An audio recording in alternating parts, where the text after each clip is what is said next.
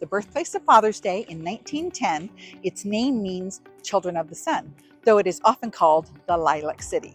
We will discover what makes this a top 10 ranked All-American city on this episode of Ms. World Traveler Explores Spokane, Washington.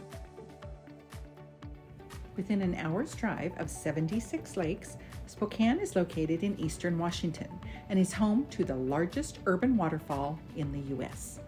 The town was initially settled along the falls and the Spokane River because of the potential for hydropower, and it proved to be advantageous as industry and the railroads moved in. But while it was good for the economy, the heavy industrialization engulfed and obscured the falls from public view and access. So when the opportunity came to host the World's Fair in 1974, it provided the incentive to clean up the area now called Riverfront Park.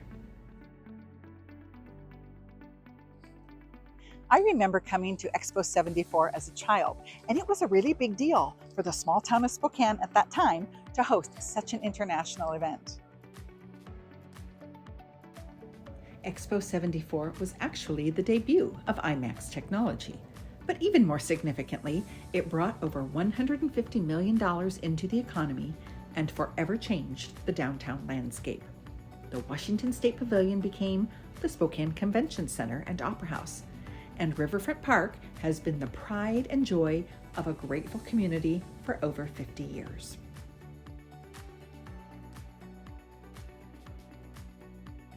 Just across the river, there was another area that sat idle for decades as a former locomotive repair and refueling site, which has now been reborn as the planned development district of Kendall Yards.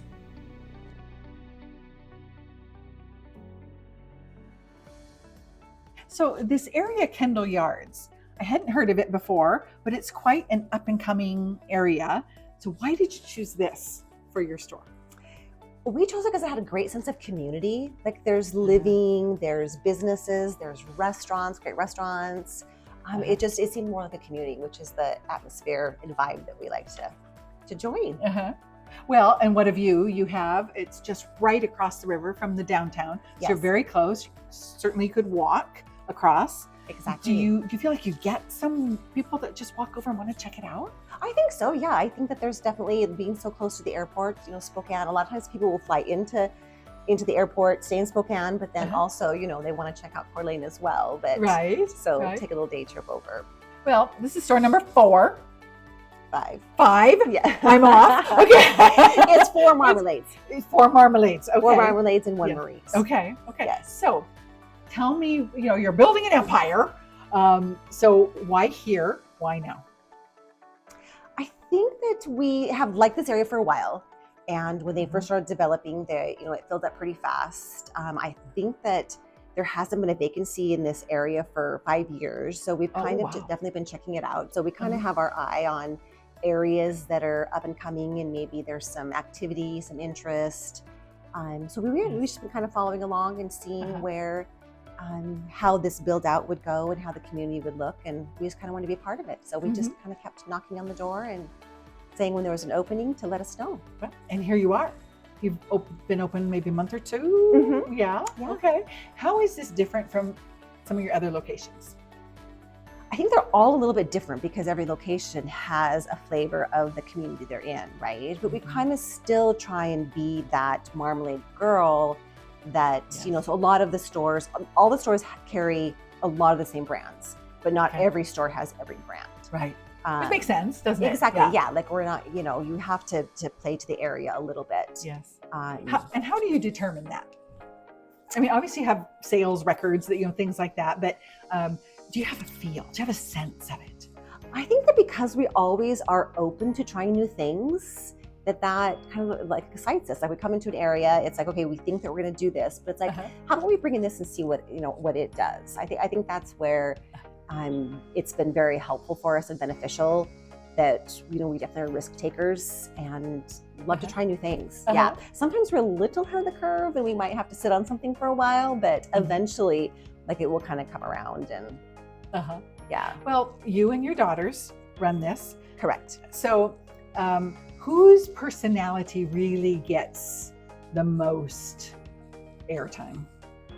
In terms of decorating, setting up the store? Well, we have our own little area. So like I'm Okay. definitely like in setting up the store. Like Okay, like that is your thing. That is my Okay. I'm really passionate about that. I like to do that. They'll kind of maybe weigh in on some things, and I'll maybe have a little pushback and say, you know, well, we'll see. What? You don't agree on everything all the time? No, we don't. Yeah. So that's kind of like my area. Then there's like social media. There's buying. You know, we all have a hand in that, but it seems like we all have like a part that we're most interested in and little heavy in that area, and then they fill in the other areas. Well, you typically go to market together, right? Correct. Okay, so is there ever a time when it's somebody wants this piece and nobody else wants it, and it's Oh, for sure, for sure. And then we wait for it to come in and see if it sells, and then we can. Then it's the guy told you so. Yes. Well, you got to have that, right? Right. Yes. Well, and you have a lot of interesting vintage things on the walls. Some of those that you make yourself?